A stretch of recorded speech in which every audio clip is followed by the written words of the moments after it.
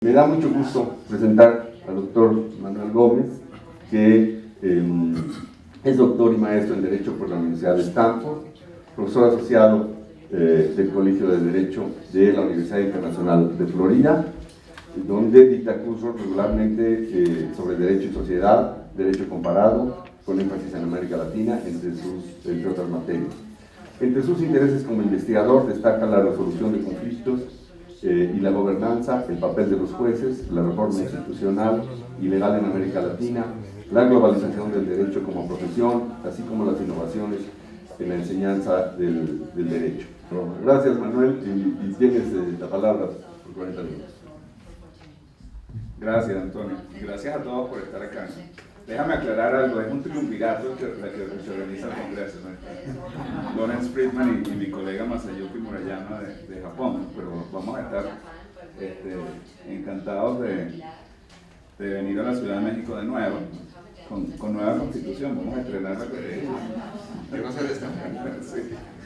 Sí. Y con respecto a la llegada, saltar el muro fue más fácil de lo que pensaba, ¿no? El título de mis palabras de hoy, que hace una referencia un poco con un sentido del humor o cómica, lo tuyo, lo mío y lo de nadie, tiene un trasfondo, espero que un poco más serio y que no pretende trivializar la discusión tan importante sobre la propiedad. Lo que pretendo con ese título es hacer ver o poner a resaltar uno de los grandes dilemas de la propiedad, al cual se ha hecho alusión durante esta interesante conferencia. Y me refiero a la tensión entre la propiedad concebida como un derecho individual, lo mío, lo tuyo, lo que es mío no es tuyo, si quiero que tengamos algo juntos, entonces tendremos que ponernos de acuerdo. Esa forma de ver la propiedad como algo mío o algo tuyo, y por otro lado la propiedad entendida como una institución del Estado, es decir, como un derecho de todos o de nadie. Y al decir derecho de todos y utilizar la frase de nadie, a lo que quiero hacerme referencia es a las grandes dificultades que enfrenta llevar a la práctica esa idea de la propiedad como un derecho que el Estado va a garantizar para el bienestar social, el tema de la función pública, etc. La propiedad es un concepto muy complicado, como hemos visto, ¿no? Antonio ayer hacía una muy interesante reflexión, que es la que me pareció muy, muy cierta. Es una de estas cosas de que todo el mundo sabe, pero que nadie habla, y es que la propiedad tiene un contenido muy importante, que es un contenido político, ¿no? Es mucho más importante que el contenido jurídico. Yo creo que los únicos que creen que el contenido jurídico de la propiedad es muy importante son los abogados y los legisladores. Y como Antonio dijo ayer, y me pareció bien interesante, cuando hablabas de tu investigación, que reveló que durante 10 años, 400 trabajos realizados por constitucionalistas importantes de México, no había ni uno refiriéndose al derecho de propiedad, revela que es solamente importante durante un tiempo, ¿no? Cuando la ley es nueva, cuando la estamos formulando o cuando la vamos a cambiar, se habla mucho de propiedad. Pero durante la vida del derecho, la propiedad se mete debajo de la mesa. Lo político no solamente se refiere a lo político en el sentido formal, no solamente se refiere a la propiedad entendida como un instrumento del gobierno federal o del gobierno nacional o del gobierno local, sino también del gobierno informal. Los comentarios que se han hecho hoy y ayer sobre las decisiones que toman los vecinos, la oposición o el activismo de los vecinos o de grupos, inclusive grupos ambientales o grupos que defienden a los derechos humanos. Algunos de ustedes trabajan en temas de derechos indígenas. Todos esos son actos de naturaleza política que tienen un impacto muy importante en la propiedad. Y vamos a ver que el caso de Cuba va a ser muy interesante a ese respecto. Hay otro aspecto que hace que la propiedad, que revela la complejidad de la propiedad, que es el que hace que entendamos la propiedad mucho más allá de una visión dual o bipolar entre lo público y lo privado. La propiedad no se trata de contraponer el derecho individual a la concepción de la propiedad por el Estado, que es lo que a veces, y lo que vamos a ver también simbólicamente en el caso de Cuba, se pretendió desde el comienzo como una especie de manifiesto político, es decir, la propiedad no te pertenece ni a ti, sino que le pertenece a todos. Y va a ser el gobierno, en ese caso el gobierno revolucionario, quien va a estar a cargo de que eso sea así y de que no haya ninguna clase de desviación. Ese era el derecho en los libros, esa era esa concepción bipolar de propiedad. De la propiedad hay que proscribir completamente la propiedad individual, o la propiedad individual como se entiende en un sistema político adverso al sistema revolucionario, y el sistema revolucionario va a encargarse entonces de tomar control de todo eso. Lo que la realidad nos va a dejar ver, y eso es una de las reflexiones que quiero dejar acá el día de hoy, es que en realidad lo que ocurre es que hay un espectro, no hay una propiedad completamente privada o individualizada y una propiedad completamente pública o desprendida de la noción liberal de propiedad. En realidad lo que el derecho en acción nos muestra es que es un espectro, y es un espectro imbuido de muchas características complejas. Y mi recomendación al final, y mi reflexión de todo esto para lo que está ocurriendo en la Ciudad de México, va a ser que llamar la atención a esos aspectos intermedios, que no nos quedemos entre un extremo y el otro extremo. El caso de Cuba es único, desde muchísimos puntos de vista, que no tiene sentido elaborar acá dado el tiempo limitado que tengo para esta presentación, y es algo de conocimiento tan público que yo estoy seguro que inclusive habrá gente en la sala que sabe mucho más de esto que yo. Sin embargo, es un ejemplo muy, muy interesante, no solamente por el contraste, yo creo que hay muchos más puntos de convergencia regionales en el caso cubano que lo que queremos, pero es muy importante, es una realidad muy interesante para analizar el tema de la propiedad, ¿no?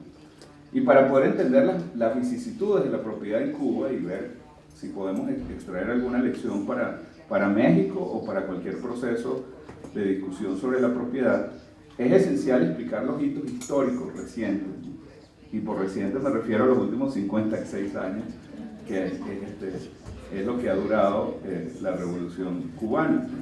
Pero tomando en cuenta, este es mi valor agregado, espero, que veamos al derecho oficial, es decir, el derecho en los libros, pero también veamos el derecho en acción. Bueno, no debería ponerlo así, prefiero poner el derecho en acción arriba y el derecho en los libros por debajo, ¿no? O de lado, de eso también ha habido muchas discusiones. Los tres hitos importantes a los que me referiré hoy son, así como indican las flechitas que están en la lámina. La primera etapa, que es la etapa que yo llamo la del auge revolucionario, comienza en enero, no realmente en enero de 1959, que es cuando los revolucionarios liderados por Fidel Castro y otros toman control de Cuba, sino más bien hacia mayo, el 17 de mayo, cuando se comienza, hay un acto muy concreto que es la promulgación de la Ley de Reforma Agraria.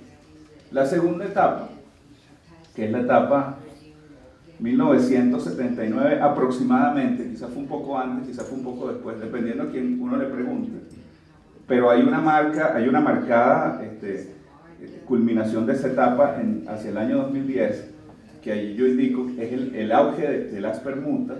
Es en realidad una etapa de crecimiento poblacional, una etapa de desarrollo. También dependiendo a quién le pregunte, hay unos que van a decir, no hubo nunca desarrollo, otros dirán, hay algunos indicadores de desarrollo.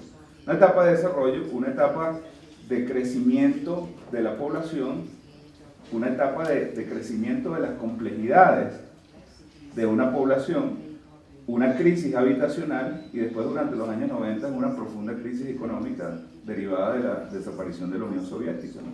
que era así como la fuente de poder, la fuente de poder económico. Y ocurre una gran desconexión durante ese proceso entre el derecho escrito y el derecho en acción. Una gran desconexión que muestra unas lecciones muy interesantes. Y después la etapa más reciente, que es desde el año 2011 hasta nuestros días, que es la etapa de la llamada apertura económica, de los cambios, que vamos a ver que es una apertura muy tímida, pero sin embargo refleja hay un salto entre lo anterior y la otra. Espero que este paseo por estas 5 décadas de Cuba nos ayuden a ver la discusión de la propiedad de una óptica diferente. Espero que sea de utilidad. ¿Qué ocurre el 17 de mayo de 1959? Esto es un periodo de mucha incertidumbre, es un periodo en el que un grupo revolucionario que había preparado un manifiesto de transición, diciendo, este manifiesto de transición lo que significa es que nosotros estamos únicamente acá como instrumento para lograr la estabilización de nuestro país. Esto va a ser transitorio, va a haber un gobierno democrático, va a haber un gobierno que esté sometido al Estado de Derecho, y es una etapa en la que hay una especie de acercamiento diplomático entre los líderes revolucionarios y el resto del mundo. Entonces, conocidos son las visitas o los tours de Castro, de Fidel Castro, a algunos otros países, incluyendo a los Estados Unidos, para calmar los ánimos y convencer a los interlocutores de otro lado de que la Revolución Cubana era simplemente un proceso de transición entre una etapa muy desafortunada para el país y una etapa de prosperidad que venía, para la cual era imprescindible que hubiera apoyo extranjero. Y ese apoyo extranjero se tuvo hasta cierto punto. Lo que ocurre es que el 17 de mayo de 1959 se promulga una ley de reforma agraria. Se dice la tenencia de tierras en manos de pocos, y no solamente pocos terratenientes, sino que muchos de esos terratenientes son terratenientes extranjeros. Muchas eran compañías transnacionales. Las compañías azucareras eran fundamentalmente, eran el objetivo principal de esta ley de reforma agraria. Decían que esto se tiene que acabar y el Estado tiene que tomar las riendas. Un hecho interesante, se promulga la ley el 17 de mayo del 59, pero nadie conoce el texto de la ley. Hay muchas versiones de lo que decía la ley, y la copia del documento que les muestro allá abajo es un telegrama enviado de la Embajada de los Estados Unidos en Cuba al Departamento de Estado 2 días después de la promulgación de la ley. Básicamente es un poco más largo y dice, nadie ha visto el texto de la ley. Y entonces hay una serie de intercambios entre funcionarios del Departamento de Estado diciendo, pero consíganos una copia. Y él le dice, bueno, hay un documento que aparece en un panfleto revolucionario, pero no podemos obtener copia. Entonces pasan semanas hasta que se obtiene la versión de la ley. Pero había mucho optimismo desde parte del embajador de los Estados Unidos. Y dice, esto es una movida política, esto probablemente lo que pretende es hacer un impacto, una especie de shock simbólico, pero van a tener que modificarla cuando se den cuenta que la realidad es otra. ¿Cómo explica, perdón, ¿cómo explica que el Departamento de Estado, el documento es datado allá el 16 de mayo? 16 de mayo, ¿dónde? Dice En la fuente. 19 de mayo. No, pero en la fuente está el 16 de mayo. Entonces, eso quiere decir que el Departamento de Estado ya sabía. En la fuente, el número de abajo dice 837.16. ¿A eso te refieres? Es la fecha, ¿no?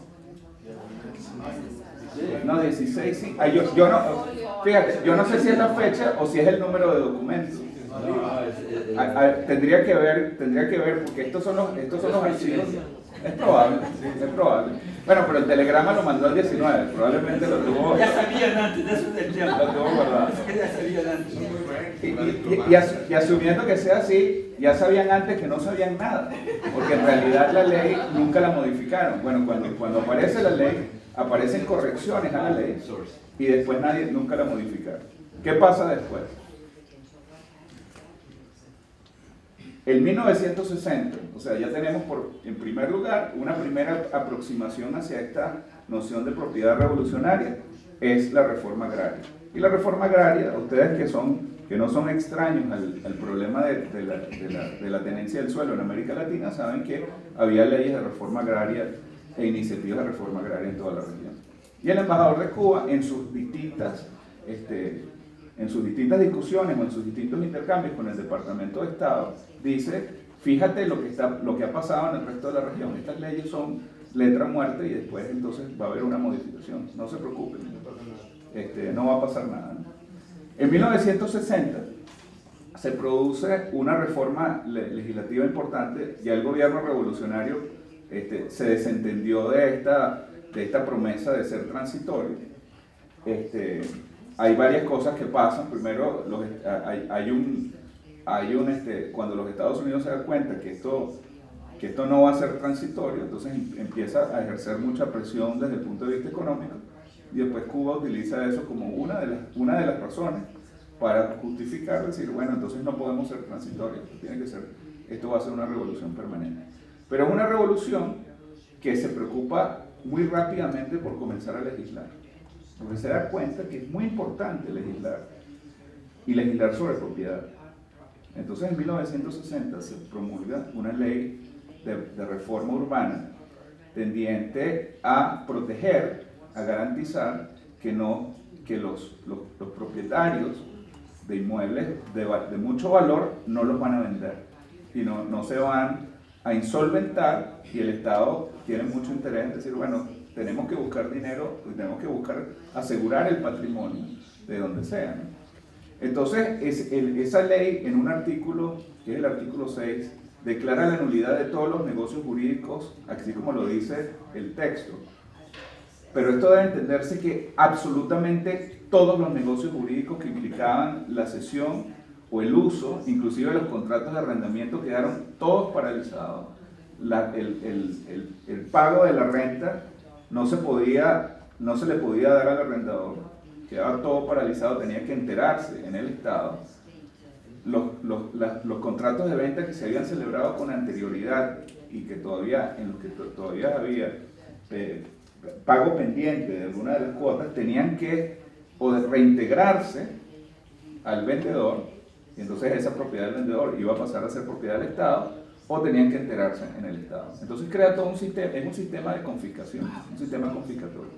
Paralelamente, porque la ley tiene una válvula de escape que permite que el Estado adquiera, que compre. O sea, el único que puede comprar es el Estado.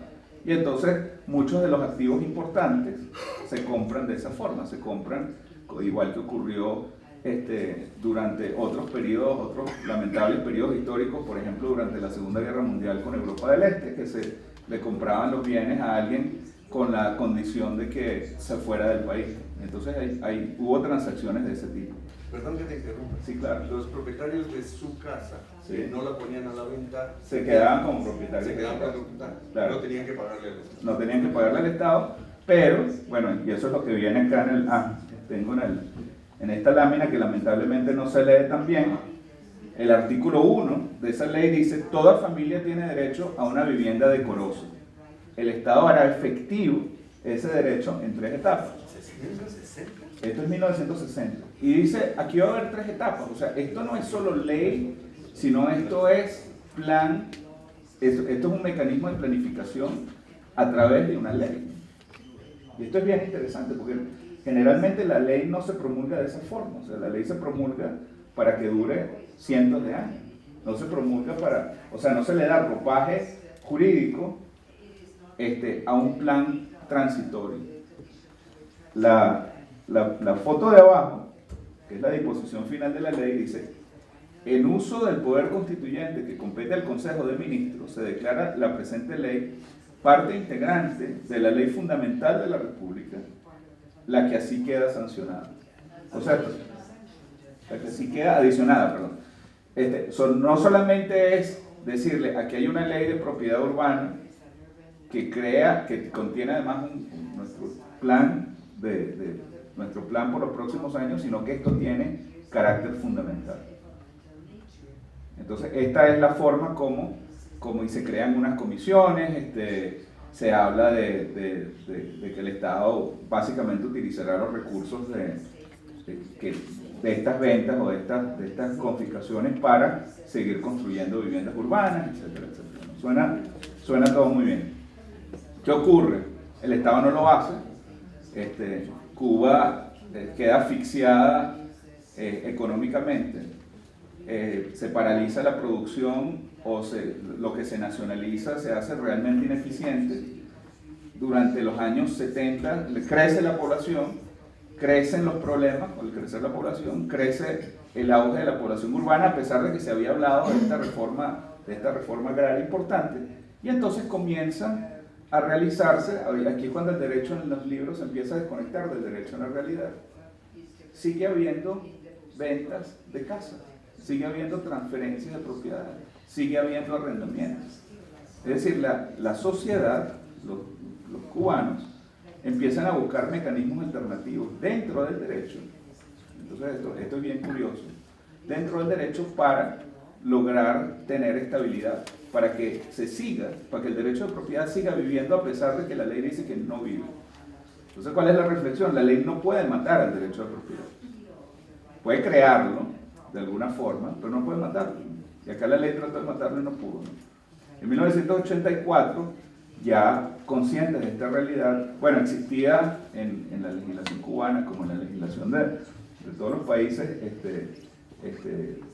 de la tradición jurídica romano-canónica, un contrato que se llama el contrato de permuta.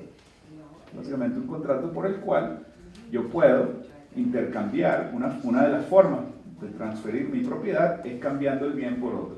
No hay transferencia de dinero, pero es transferencia de bienes. Entonces, esto comienza a hacerse progresivamente más y más y más. Empieza en La Habana, en propiedades, casas en La Habana, y después entonces se extiende por el resto del país. En 1984 se enmienda la ley y se empieza a reconocer a la permuta. Fíjense que la ley del 60,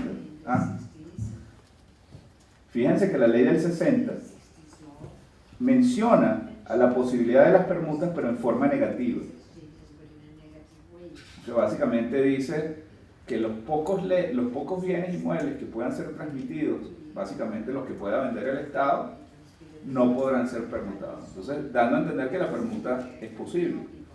En 1984 hay un paso adelante y el gobierno dice las permutas se pueden hacer libremente, pero se tiene que formular por escritura ante el notario público.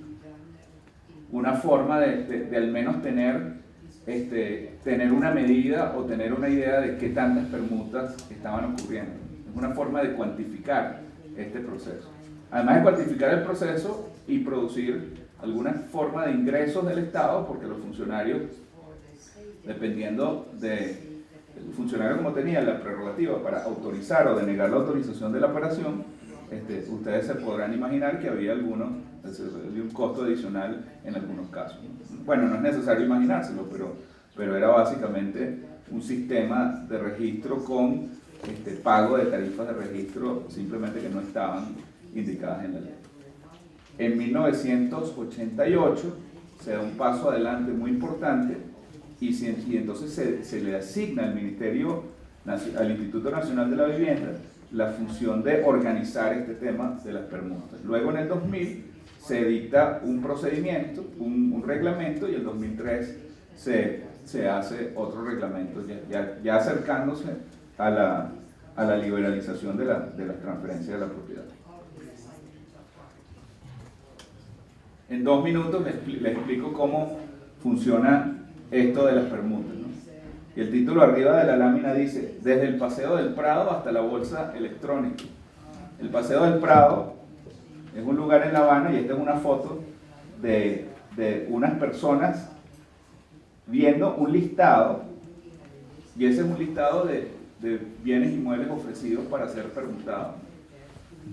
A medida que van creciendo el incentivo para hacer cambios de casas, nace un mercado informal de las permutas. La primera forma como se hacía era que las personas iban a esta plaza y anotaban en un papel las características del bien que estaban ofreciendo.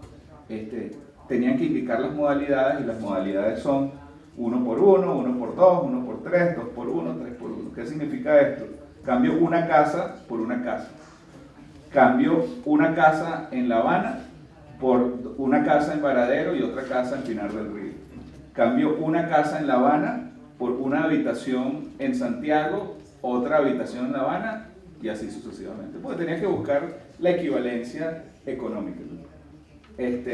Había también, y así, 1 por 2, 1 por 3, 3 por 1.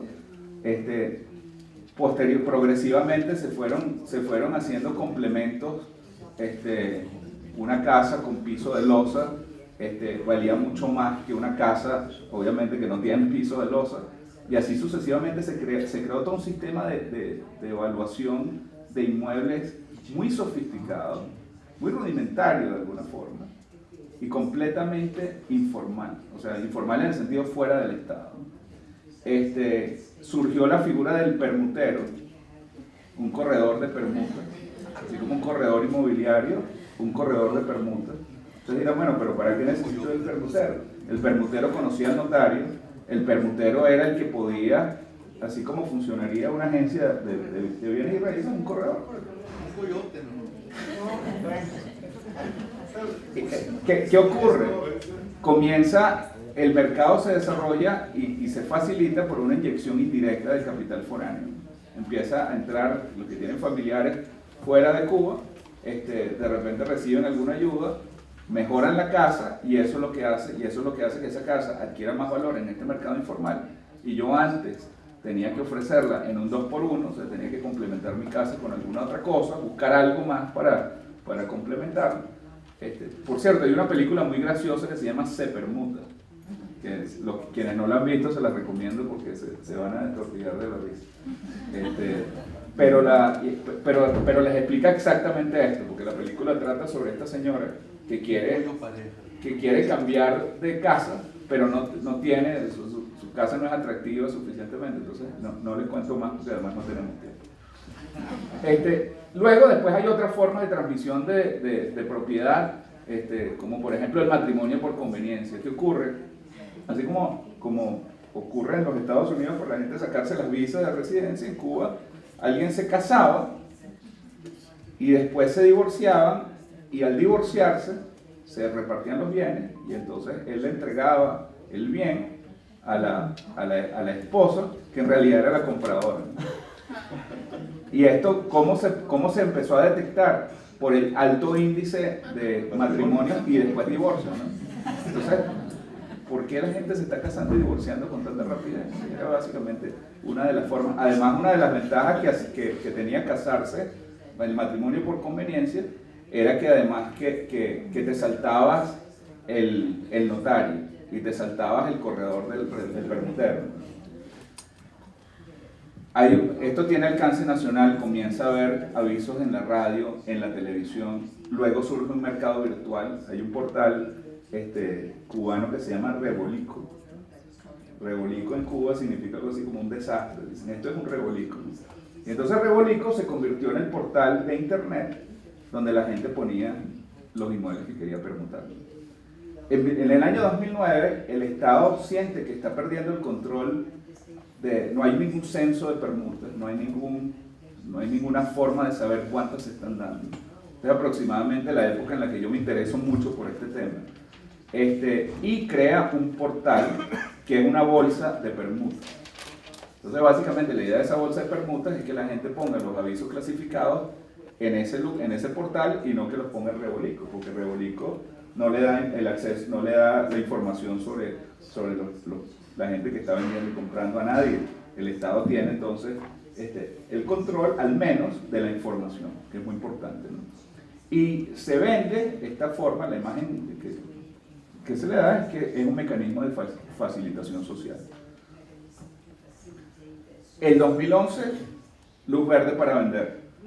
¿Cómo ocurre eso? El gobierno revolucionario de Cuba, cada cierto tiempo, emite o dicta los famosos lineamientos, título oficial es Los lineamientos de la política social y económica del partido y la revolución, que es como el plan de gobierno. Y el plan de gobierno del 2011 tiene una mención muy interesante que dice en el 297, son como 40 páginas de lineamientos. Establecer la compraventa de viviendas y flexibilizar otras formas de transmisión de la propiedad. Permuta, donación y otras entre personas naturales. No permite que haya transferencia entre personas jurídicas, porque eso es el aspecto, eso es lo reservado al Estado. El Estado es el gran operador inmobiliario en ese sentido. Entonces, es el gran receptor también de la inversión extranjera que entra a Cuba. Y además, entonces, esto lo que hace es que abre la puerta a la venta de propiedad. Se promulga el 2 de noviembre un decreto ley, que es el decreto ley 288. Yo les he copiado el texto abajo. Entonces, le otorga legitimidad a la venta, a la tenencia de más de una vivienda. Esto es algo que estaba prohibido. Durante la fase inicial no se podía tener más de una vivienda. Ahora se le dice, usted puede tener más de una. Y eso se considera un salto importante. Decreto ley en la práctica, solo para cubanos, aunque gran parte del capital destinado a mover el mercado inmobiliario viene del exterior, viene de los Estados Unidos, viene de Europa. Muchos fondos de capital de riesgo o inversionistas inmobiliarios son los que le han ido inyectando capital poco a poco a este mercado inmobiliario. No solo son los familiares, el natural destinatario de esta ley sería el familiar que vive en el exterior, de alguien que está en Cuba, por ejemplo. Entonces decirle, bueno, vamos a mandarle dinero a mi tía para que compre la casa, ¿no? Ha ido mucho más allá de eso, ¿no? No se permiten hipotecas, lo que ha creado, lo que ha limitado un poco la creación de este mercado. El Estado no permite hipotecas, además obliga a que las transacciones se hagan en efectivo, y se piensa que es una medida para evitar la especulación inmobiliaria. Hay restricciones sobre el número de inmuebles que una persona puede poseer, y el mercado inmobiliario va creciendo. Pero va creciendo de una forma muy interesante, y la razón por la que puse la foto de Castro cenando con una botella de Coca-Cola es porque uno de los ganchos más atractivos que puede tener un inmueble en Cuba ahora es que sea un inmueble construido durante la época capitalista, que es como se dice. Si uno ve los avisos de clasificados que ofrecen inmuebles en venta, se dice, por ejemplo, casa en la calle tal de La Habana, y en letras muy grandes se dice construcción capitalista.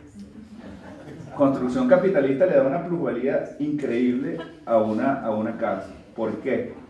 Porque muchas de estas construcciones, estas son construcciones prerevolucionarias, se habían hecho tomando en cuenta todas las variables urbanas, se habían hecho tomando en cuenta, los planos tenían que estar aprobados por la municipalidad, etc. Y el mercado reconoce que todo lo que se ha hecho después se ha hecho, bueno, con carencia de materiales, con carencia de regulación. Entonces, la reflexión de esto es que, a pesar de que el Estado diga que el derecho anda de una forma, la sociedad se comporta de otra, ¿no? Entonces, ya en los 2 o 3 minutos que me quedan, quisiera compartir con ustedes lo que yo creo pueden ser unas reflexiones o cuáles son las lecciones que nos da toda esta historia curiosa, ¿no? Primero, y son 2 reflexiones las que tengo, quizás puede haber más, pero me voy a limitar a 2. La primera, que la propiedad y sus formas de transferencia, en el caso cubano, o la propiedad y sus formas de uso y sus formas de disfrute, vive y se desarrolla independientemente de lo que diga el derecho formal. No pretendo sugerir que el derecho no es importante, sino que no es una condición existencial para que la propiedad se desarrolle. Vimos ayer durante la presentación de mi buen amigo Rodrigo Meneses sobre el mercado público en México. Esta mañana pudimos escuchar la interesante presentación sobre las dificultades de poner a la propiedad tal como está concebida en la ley junto con la realidad, y con esta breve, muy superficial explicación que les he dado sobre las permutas de Cuba, nos damos cuenta que el derecho en acción no necesariamente va de la mano del derecho en los libros, ¿no? Y es muy importante para los legisladores entender eso. Es muy importante para los actores políticos entender eso. No estoy tratando de glorificar que estos regímenes pintorescos y de creatividad caribeña sean el marco referente, ¿no? Pero me parece muy importante, uno sería estúpido no entenderlos y no tomarlos en cuenta, porque esto es lo que hace la gran diferencia entre el derecho como letra muerta y el derecho que tenga legitimidad. Y la última reflexión es que la propiedad no es un problema local ni aislado. Cada vez más la discusión sobre propiedad va más allá de las fronteras nacionales, y ello no lo podemos olvidar. Desde el caso de arrendamientos en una zona muy rural o en un lugar muy rural, la construcción, venta y otros aspectos, los gobiernos deben prestar atención a esa realidad. Y esta discusión sobre propiedad en la Ciudad de México, cuando se habla de que los vecinos de tal colonia o los vecinos de cual colonia se están quejando o están comprando o están expandiendo, pensamos en la propiedad como si fuera un problema solamente de lo que nos vemos, ¿no? Pero nos olvidamos que muchas veces el capital es un capital extranjero, que muchas veces el Estado tiene interés en la inyección de capital extranjero.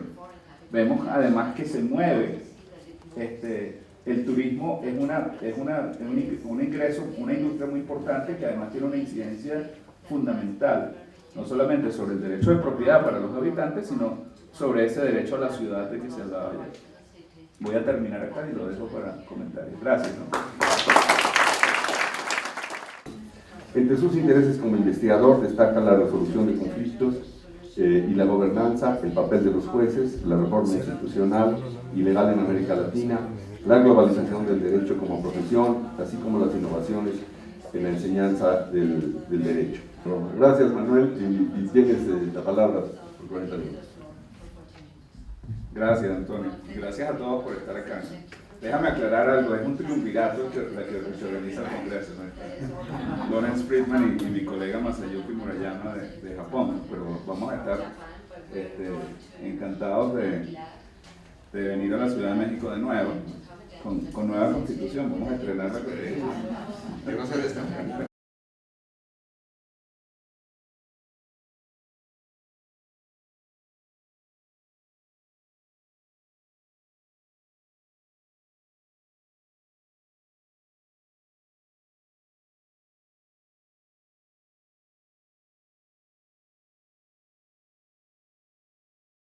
Me da mucho gusto presentar al doctor Manuel Gómez, que es doctor y maestro en Derecho por la Universidad de Stanford, profesor asociado del Colegio de Derecho de la Universidad Internacional de Florida, donde dicta cursos regularmente sobre Derecho y Sociedad, Derecho Comparado, con énfasis en América Latina, entre otras materias. ¿Cuál se ha hecho alusión durante esta interesante conferencia?